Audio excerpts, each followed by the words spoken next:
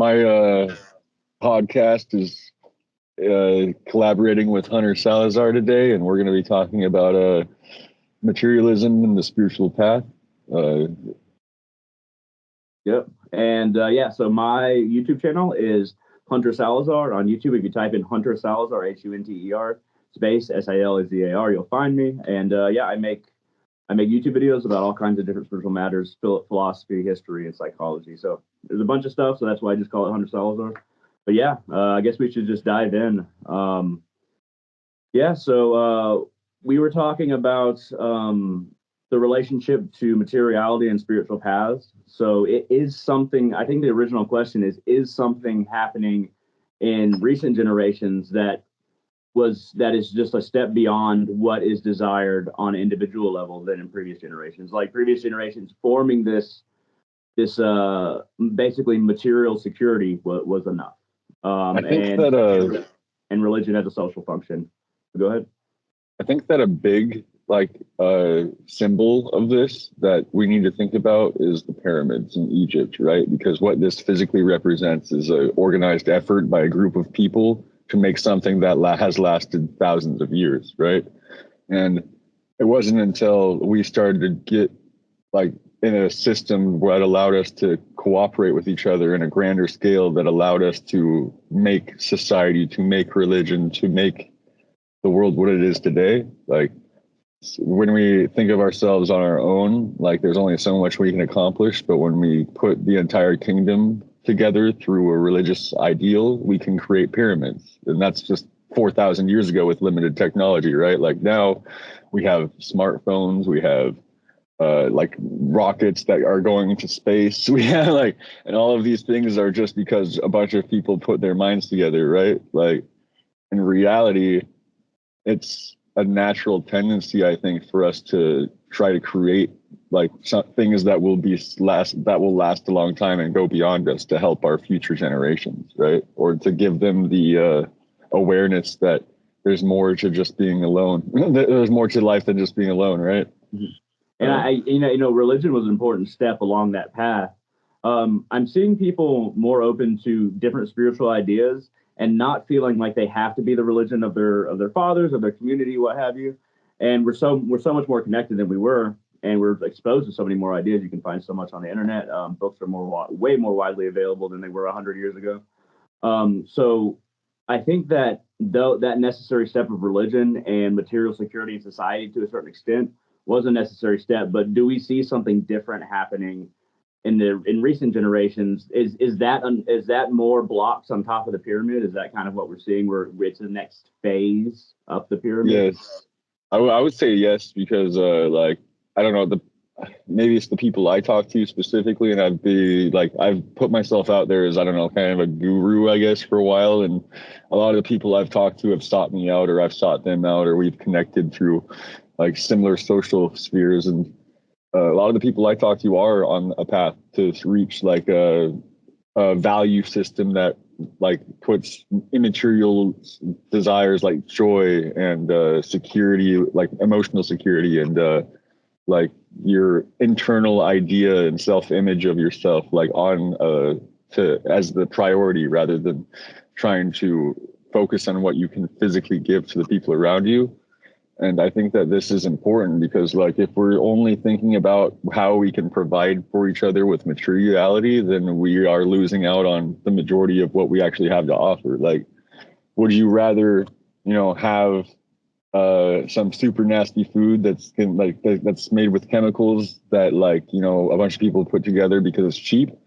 Or would you rather have something that somebody made for you in the kitchen because they love you, or because you have a mutual connection with them, and then that brings you more emotional reward, I believe, than just eating some preserved chemically food, right? So I think that we're at a bigger advantage of taking advantage of the human potentiality in a way that we weren't, a previous generation. And we're starting to really address things that, whether it be depression, understanding how we think, and psychology itself is actually a really very new science, 70 years old. As far as sciences go, that is brand new, but we're starting to address the more subtler aspects of being human.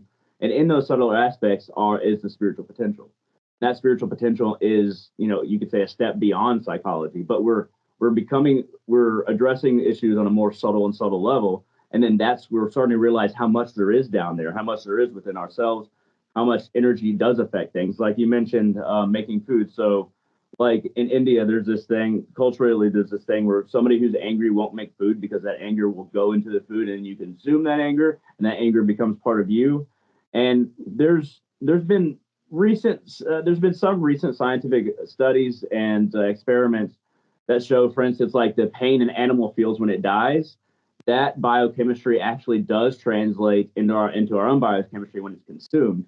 And it does so we're starting to realize certain things that were kind of considered superstitions are starting to actually have some biochemical substance. That's just one example, but that's the example I'd give that's most to this point. But does that make sense? We're starting to become more and more subtle in how we address things, and we're starting to realize how much there is there.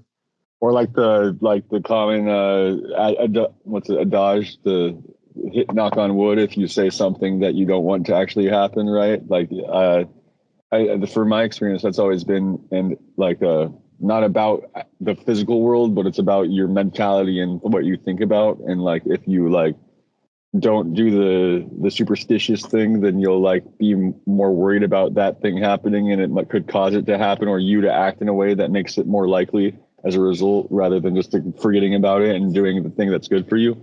Like, yeah, so like a lot of it's a useful structure, and I feel like we're realizing, like, so a lot of the time, let's say like religious superstition, a lot of people are like forced into doing certain things. Now that we're not as forced, at least in the United States, we're starting to realize the good side and the bad side, and leaving the bad side of forcing people to do something. And just like, if you want to do that, you can, which is a huge step on the pyramid, if we want to use that example. I feel like we're actually getting to a point where we're trying to hold other people accountable for our religious values as a legal, like as through the legal system, because like the reason that abortion was legalized is because women have the right to control what happens to their bodies. If they're pregnant and they could choose to throw themselves down a flight of stairs to kill that baby inside of them, that's their right. They have their own brain, they have their own body, they can choose to do that. And it doesn't matter how anyone else feels about it, because it's them as a person making that decision. But we as like a society, we need to give these people the opportunity to help themselves without having to hurt themselves in the process. And with the abortion clinics we have today, that's very possible. But it's because of religious values that are overwhelming common sense that's allowing people to make that illegal. Because why would we force people to basically be slaves to the state as baby makers if we weren't using religion? Definitely, I totally agree with you. It doesn't even make sense on a logical level, because when you make abortion illegal, it turns out abortion actually goes up when you don't give them options in clinics, or like, give them, even assistance. And abortion levels always go up. And what happens is mothers' deaths actually go up a lot. So, I mean, it's one of those things where it's gonna happen anyway. But at the same, and there is that body sovereignty, right? Where it's like, you can't, if a life form is inside somebody and it's reliant upon that person, and it's in that person's body and it's reliant upon that person, it's basically a part of that person's body, and they get to choose what to do with it. If it can't live separate from that person, that it is a part of that person. So I'm a fan of body sovereignty, obviously. I don't know if that's the correct term. I think that's the correct term. Yeah, probably. Self-sovereignty, probably, but yeah.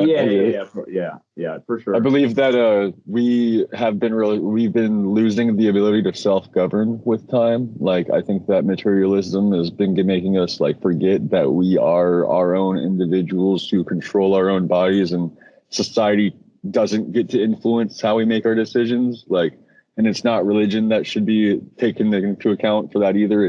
This is what I think. This is my critical thoughts. This is like, what value do people have for like thinking of this thing versus that thing? How can I be my own original perspective in the mix? How can I help us grow as a species? Like, this is where I believe a lot of like people were at before. And like now we're reaching a point where we're like more rank and file organized, like just listening to what a talking head or like a big group of people tells us is the right thing, and then we're like just going along with the flow and forgetting to put our hands in the sand and fucking do some thinking before we get back up and fall. We're dealing with mass media in a way we've never dealt with it before, and there's going to be some blowback because the level of messaging or what somebody's message wants to be can be shown to you in so many different ways that it couldn't in the past.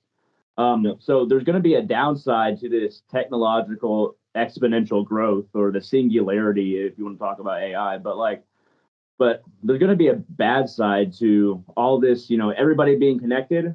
That means that whoever controls the way people are connected can get their message out there and to a bigger degree. And then that's why media literacy needs to be more of a priority. And we don't. And it's hard to say like the government or a particular organization should teach media literacy because they're going to bias it in their favor. So we're dealing with this. And we need to figure out at an individual level how to increase our media literacy, how to read things based on the biases of the sources that it's coming from. And that's something that I think people are figuring out. Some people are going in a really weird direction to where they're believing like only the really, really out there and weird stuff that is actually detrimental to their mental health. And and their literacy is going in the wrong direction. Whereas I think a lot of people are their media literacy is increasing to in degree of quality. That's why you see this splinters, because it's something that we as a species have not had to deal with before. One thing about the spiritual path is that you are always looking for a center like position, right? You're always trying to like create a new thought from the extremes, or like trying to like create unity where there's divisiveness. Are we talking about Hegelian dialectics? Thesis, antithesis, synthesis. Well, in a way, but like it's just we live in a world where when there's people who choose to adopt extreme pole or opposite values, and there's no one in the middle ground to help them resolve or reconcile their conflict, then it causes a driving force in society to split it up. And if you don't like have people who are representing the middle values that everybody believes in and everybody wants to have happen, rather than just the things that like each side stands on as a platform, right? Then you have a lot of issues, right? There becomes like conflict in like just regular day-to-day life, and there's not as much a way for you all to unite and represent similar or common goals, which is where how the pyramids were built in the first place, right? Now we're going backwards. It feels like to me through materialism. Like, I think that we're having hiccups because we've never dealt with some of these things before. I mean, because like once again, there's two sides that connect to the connection, but the extremes always seem more prominent, and they're always more popular as far as like content, as far as absorption, because they tie into alarmist emotions, and those are the ones that most easily get people attached to a story, get people attached to an idea, and those are the people that scream the loudest. When I do feel like most people are like in between, in the middle, in the gray zone, and they're not the vast majority of people are not going to scream about it because we got other things to like. We're not the ones screaming. So it does seem like the extremes tend to be on the soapboxes because they want to climb up there and they want to yell it at you. So I think it seems worse than it is. And I think that a lot of it is that as a species, because I mean, the way that we evolved is, we see things with our eyes and they feel like they're close when they're right in front of us.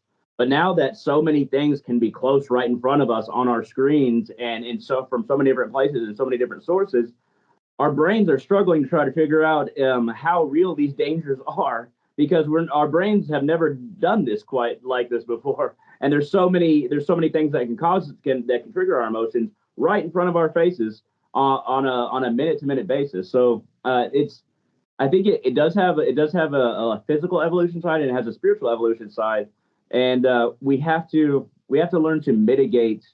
We have to learn to kind of mitigate all this, and it needs to, I think, be at least more a part of the discussion for sure. So one of the things I think is a big issue is the apocalypticism of eschatology, right? Like people who eschatology is like what religion believes about the end of the world, or if there will be an end of the world, and apocalypticism is obviously like people thinking the world's going to end. So I think that people who do not see the intrinsic nature of reality, where things will go on forever. Like if if we think of the end of the world as when the sun explodes using scientific data, then that's millions of years away. And the way that our species has evolved in the past 100 years alone, if we keep that same rate up, we'll be on another solar system within the 10,000 years from now. It's not realistic to think about our world ending, period. Like no matter what religion you look at it from, there is no such thing as an end to our world. We as a species might die out.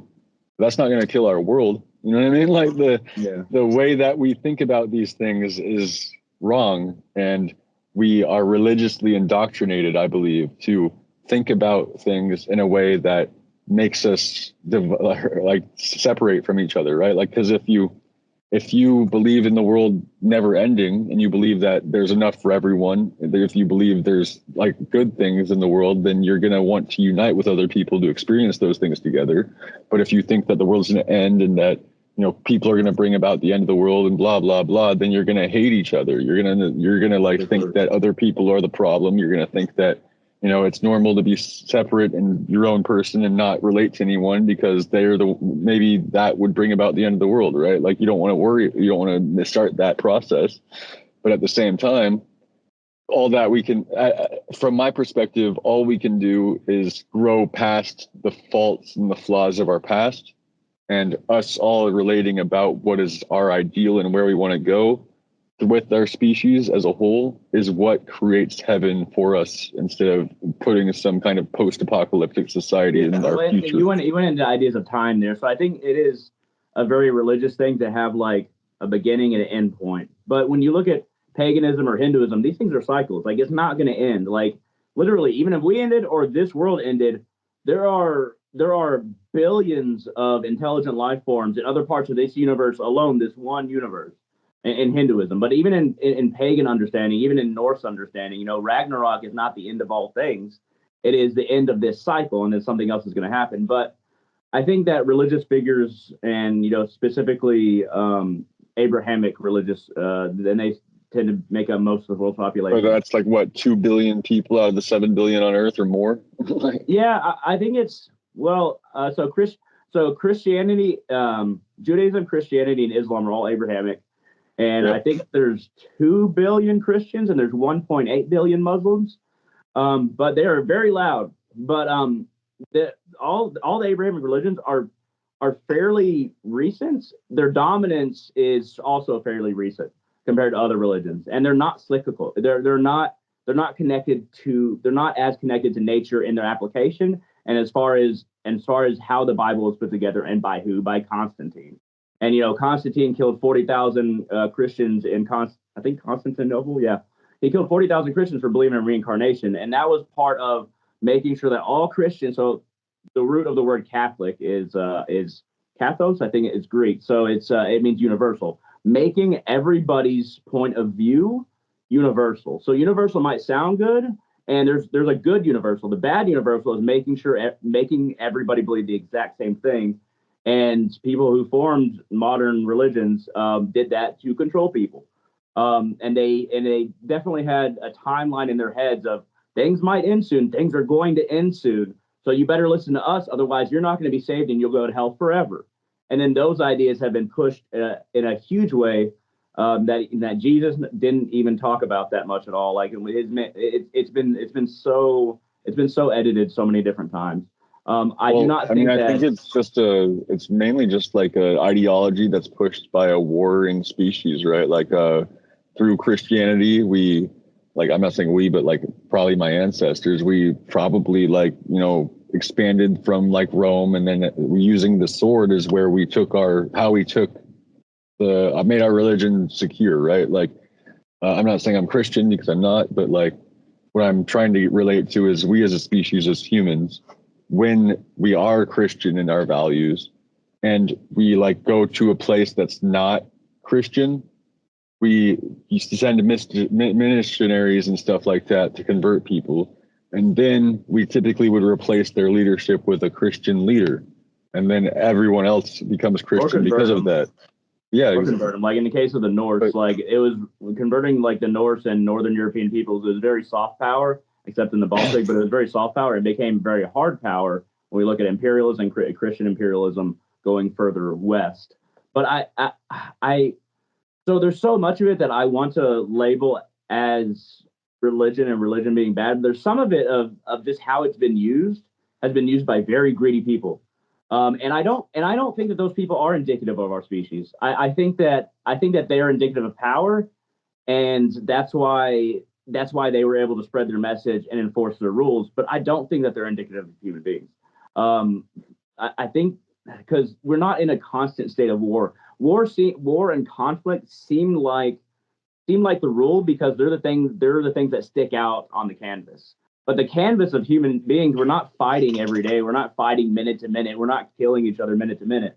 This is the contrast between what we see and the truth of humanity. And we don't walk out. We've never just walked out every day and gotten into a fight with a neighboring tribe. Like that wasn't the majority of our history.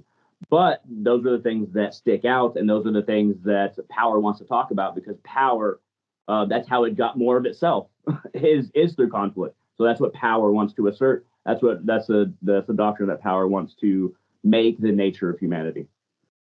That makes sense, because like the seeking power and requires you to overcome conflicts, and then that makes you more powerful. And I was literally just thinking about like Israel and Hamas, and how like they're both like not even representatives of their peoples. They're just like these military like warring tribes that are like a small group of the percentage of the whole for each group. And they're the ones making the decisions for the rest of the majority, that's causing millions, like tens of thousands of people to die, that like when they didn't even get a choice, they're just involved because they're part of like the same population, the same ethnicity, right? Yeah. And no matter what conflict it is, I'm always on the side of like the civilian. You know what I mean? Because like, yeah. I mean, I hate the IDF and I hate Hamas, but I mean, like, Palestinians I'm fine with, and Israelis I'm fine with. And, I just, and that's going into a whole nother thing. I wish that they didn't keep them in Palestine, and if they would let them leave, but they keep them there and bomb them. So it's like, they don't have a choice. They don't have a choice to even get out. They won't even let them out. Yeah. So it's just a microcosm of the problems of power. And well, the way I see it is this is literally like the public eye is getting put on something that has been a norm for how we've treated each other for the last 100 years, since World War I. Like how they are treating fucking the Palestinian people and the fighting the war is like how America has treated every other country that we've ever fought ever. Like, the only reason we won against Vietnam is because they like did scare tactics and what's the guerrilla tactics, we didn't right? Win in Vietnam. That's what I'm saying. The only reason we didn't win in Vietnam was because they were using guerrilla tactics and stuff. But every other country where we've gone, we've basically just decimated people and like replaced them with our leaders. And that gets into another, and this is more of something that I want to explore than I have strong opinions on, is that I don't feel like most Americans would have done what I don't feel like if you put the majority of Americans at any point in American history and you put them in that position of those war crimes, I don't think that they would have done them. I don't, and so I wonder where the us is, because and us US, that was an unintentional pun, but like I wonder where the us is, because power has the means, and power is a small number of hands. And then, controlling troops, getting, propaganda into their minds, and commanders telling certain things that are funneled from the top. But I don't even think that most American soldiers would commit war crimes. I think that power finds ways to accomplish itself. So when I think of us, I used to think of myself as an American. I used to identify. I mean, I'm still American, but I don't feel like the us that did all these things. And I don't think that most Americans do either. But then at the same time, we've allowed that power structure to exist, and we've allowed that power structure to continue as it has, basically in the same form. So, how much of the onus is on the American people who actually wouldn't even do those crimes? So it's a complicated situation, I think, and it's one one thing they do as a strategy in the military is they'll like not tell you like what exactly you're doing. They'll just say, hey, do this specific thing at this specific place, and then we're going to drop you off there or something, and then you don't know how it's impacting the greater situation of the world, or you don't know exactly what's going on. You're just being told like, there's the enemy, go kill him, basically. And that's all the information you need to know. So, and like that's part of the reason why they like break down your like ego and stuff in boot camp training with drill sergeants, right? Is so that you won't question what they tell you. It's like a personality diminishing like process. Do you think like, the reason why we like superhero movies in the United States so much is that the propaganda from the U.S. military and the Pentagon for so long has made it seem like we're the superheroes, and we want to believe it so much that we want to believe in superheroes. But deep down we know that that's not how things work, but we wish that it did subconsciously. I'm not sure, but we seem to love superhero movies in the United States, and I think it's because we've all been oppressed by our government for so long. We wish superheroes existed so they could liberate us from the fucking people that are like using their putting us under their thumb. Like, the war on drugs, for example. Like, every country, like in the 1800s, had free legal drugs for every single substance, basically. And it's only with the event of medicine where they discovered like how these drugs were affecting people badly that they started to put an outlaw on them. But that basically just meant that like people's freedoms were being limited without their like ability to give a say to it for like the ongoing future after that. Like, so you're telling me that like drugs, there's so much tie-in between capitalism and socialism, and like there's so, as far as the narrative goes, and yet the war on drugs is used to oppress minority communities. The more I think that we kind of agree on all this, the more that I think eventually I studied so much history that at heart I'm an anarcho-primitivist. Like I got to a point. I've studied history like obsessively for a good, I would say 17, maybe 14 years, and I learned enough at some point where it's like, shit, I don't know if I believe in government anymore. Like I think people got there by studying less history, a lot of people, but it took me a while to get there because I was like, fuck, these power structures are awful. They're terrible. yeah. I think it's because we have always been in a place where we've needed to maintain military control in order to like protect our society, essentially. But like that's one of the things about connection that I think we're getting to. I think we're getting to a point where it's more of an economic thing, more of a like interperson to person relations thing. Like we're so connected that like we would actually genuinely feel bad if our friend from another country that we're at war with died. You know what I mean? Like we don't want to, as citizens, kill other citizens from other countries that we have personal relationships with. And that's where our unity is coming from. That I believe, like that's where our spiritual growth is really like impacting us, is that we're becoming so connected that our previous power structures are no longer sufficient to like keep things in check. Like we as an average citizen know more about what's going on in other countries sometimes than our own like intelligence agencies do. You know what I mean? Yeah, and what's funny is that this, and I feel like so the intelligence agencies are monitoring like everything, but I feel like we're not as policed as we think we are. There's not enough people, and at the same time, a philosopher made this point, a modern philosopher. If you Y theory, this philosopher is on. I can't remember his name, but Y theory is their podcast. But he said, I bet if I gave he said everybody's so worried about the NSA, but I guarantee you, if I gave like an average NSA agent like Phenomenology of Spirit by Hegel, he wouldn't know if it was right side up or upside down. Like I don't think that they're inherently stronger and more intelligent than us. They're drawn from the same population. So while I think that they are like inhibiting our rights and infringing upon our rights in a big way, they just simply don't have the manpower or intelligence to do it in the ways that people are afraid of. And I don't say that in order to be like, don't worry about it. That's not what I'm saying. But don't feel like they're superheroes. Like they're not. They're the same assholes that we are. And I feel like we need to fight against a little bit of the paranoia and have a little bit of realism with the awareness of the infringement of rights. Does that make sense? Yeah. I mean, my thing though is like, how do I put this? Like, overall, like the state has always been trying to take as many freedoms from people as possible and regulate them, because that's what creates like tax money, basically. Like the more you can tell somebody this is what they can do and this is what they can't do, the more you can tax the things they can't do, right? And the more we let the state control our lives, the less freedoms we have, the more like tax revenue they take from us, and we basically become slaves instead of being free people. Yeah, And we're wage slave. We're definitely wage slaves to corporations and tax slaves to the government. But when you know what, it's crazy because when you look at how we've kind of developed, we've kind of agreed upon a governmental structure and just subconsciously, and then that agreement just carries to the next generation, and it carries from generation to generation. And a strategist made this like really great point. The deep state does exist, but it's not a group of people. It is a culture.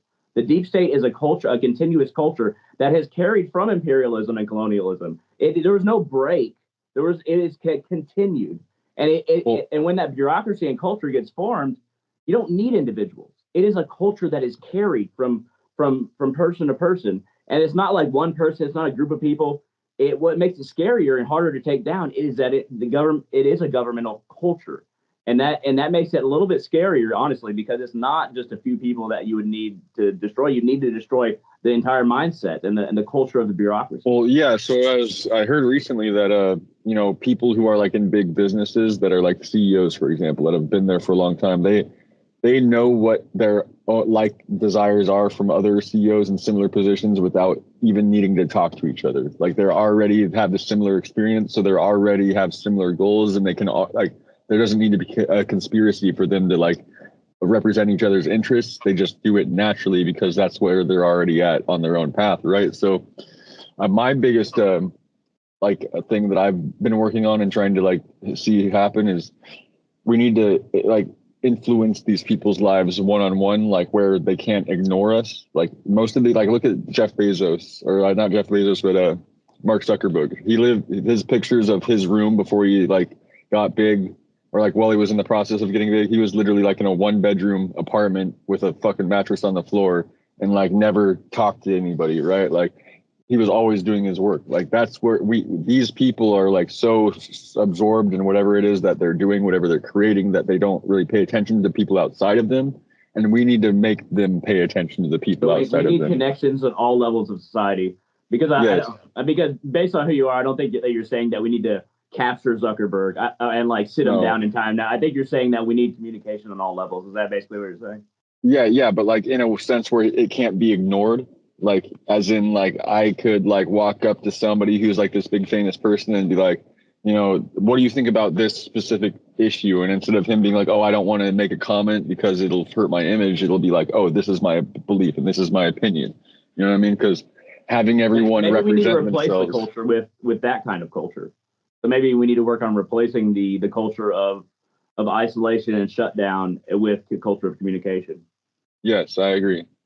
I think sure. that'll allow us to just to let you know, Skype, it gets buggy after 30 minutes. So should we wrap up on a few thoughts, or be good? Well, yeah, we started doing the whole like intro, right, or like where we're coming from. So let's finish off with where we're going, right? What we're working on is being more spiritual. We're working on being less influenced by the material world and being more influenced by what feels right. Now, I don't want to say what feels good, because that can be like a two-way street, but what feels right allows like, and what feels like it'll be right for the most people with hurting the least amount of people, right? That's where we're really going with spirituality. That's the reason we're not using an organized, systemized religion, because if we were, we would be stuck with the same results that people have been getting for hundreds of years.